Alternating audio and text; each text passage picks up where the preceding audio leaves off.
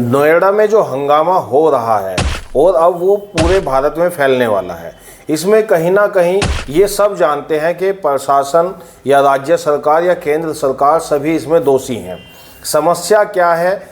वो गरीब आदमी की है, इसलिए उस पर कोई चर्चा नहीं करना चाहता। वो एक मिडिल क्लास आदमी की समस्या है, इसलिए उस पर कोई चर्चा करना नहीं चाहता। अपर क्लास वाले लोग या फिर जो प्रशासनिक लोग हैं या फिर जो सरकार के लोग हैं, वो लोग उन समस्याओं में नहीं आते हैं। क्या ये जो हमारे गवर्नमेंट एम्प्लॉय होते हैं, प्रशासनिक जो बॉडी होती है, ये लोग भी जानते हैं कि जो एक मिडिल क्लास आदमी है या फिर जो एक मजदूर टाइप आदमी है, वो कैसे जीवन यापन करता है, वो कहाँ काम करता है, वो आपके आसपास बनने वाली बिल्डिंग में काम करता है या फिर आपके पास जो औद्योगिकीकरण चल रहा है वो उसमें काम करता है। वो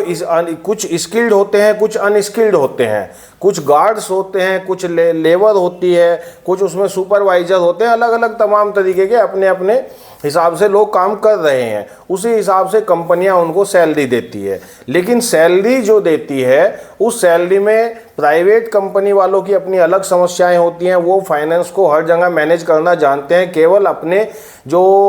उसकी लेबर है या जो उनके एम्प्लॉय है, उनकी सैलरी को वो टाइम पर ना देकर अपने फाइनेंस को मैनेज करते हैं, अपनी लेनदारी और देनदारी को वो मैनेज करते हैं। लेकिन इस पर कुछ कठिन रूल होने चाहिए। अगर आप कोई भी बिजनेस चला रहे हैं, कोई भी एक बड़ा बिजनेस, जब आप सरकार को टाइम से पहले जीएसटी पे करते हैं, जब सरकार की सारी जिम्मेदारियां पे करते हैं, अपना बिजली का बिल पे करते हैं, अपने जिनसे आप कच्चा माल खरीदते हैं या पक्का माल बेचते हैं, जब उनके साथ आपके बिल जो है वो टाइम टू टाइम क्लियर रहते हैं, तो कहीं ना कहीं सरकारों को इसमें एक जो है फंड बनाना चाहिए कि जो अगर आप 10 आदमी रखते हैं तो आप 10 आदमियों की सैलरी एक उस फंड के अंदर या उस अकाउंट के अंदर जो है 3 महीने के एक्स्ट्रा जमा कर रखेंगे, ताकि आपके एम्प्लॉय को टाइम से सैलरी मिल सके। ये तो एक रही प्रशासनिक बात और लोगों का मेहनतियाना।